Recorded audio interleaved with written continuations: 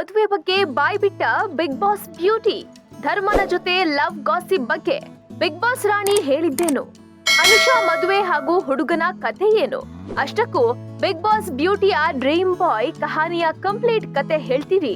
ಅದಕ್ಕೂ ಮೊದಲು boss TV Kannada channel ಅನ್ನ ಸಬ್ಸ್ಕ್ರೈಬ್ ಮಾಡಿ, ಬೆಲ್ ಐಕನ್ ಕ್ಲಿಕ್ ಮಾಡಿ.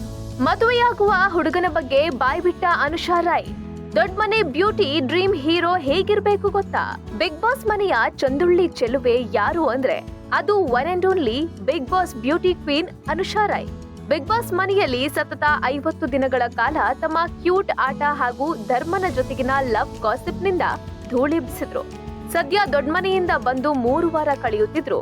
ಇವರ ಹವಾ ಮಾತ್ರ ಕಮ್ಮಿಯಾಗಿಲ್ಲ.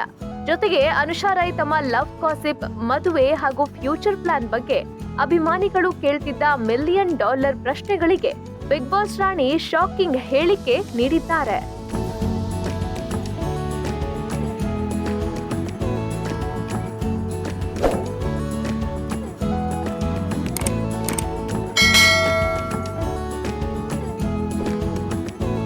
ಹೌದು, ದೊಡ್ಡ ಮನೆಯಲ್ಲಿ ಧರ್ಮನ ಜೊತೆ ಲವ್ ಗಾಸಿಪ್ ನಲ್ಲಿ ಬಿದ್ದಿದ್ದ ಅನುಷಾ ರೈ ಈಗ ತನ್ನ ಡ್ರೀಮ್ ಬಾಯ್ ಬಗ್ಗೆ ತುಟಿ ಬಿಚ್ಚಿದ್ದು ಹೇಳಿಕೆ ಸಖತ್ ವೈರಲ್ ಆಗಿದೆ.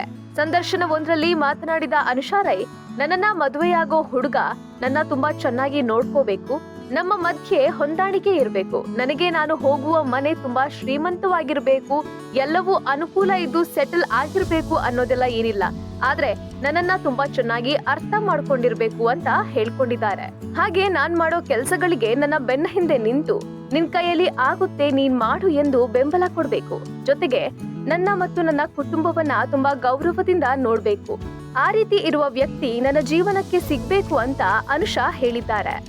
ಇನ್ನು ಬರೀ ದುಡ್ಡೇ ಜೀವನ ಅಲ್ಲ, ನಮ್ಮ ವ್ಯಕ್ತಿತ್ವಗಳ ನಡುವೆ ಒಂದು ಹೊಂದಾಣಿಕೆ ಇರಬೇಕು. ಯಾರು ಏನೇ ಅಂದ್ರೂ ಅಲ್ಲಿ ನಂಬದೆ ನನ್ನ ಹತ್ತಿರ ಬಂದು ಸ್ಪಷ್ಟತೆ ತೆಗೆದುಕೊಳ್ಬೇಕು.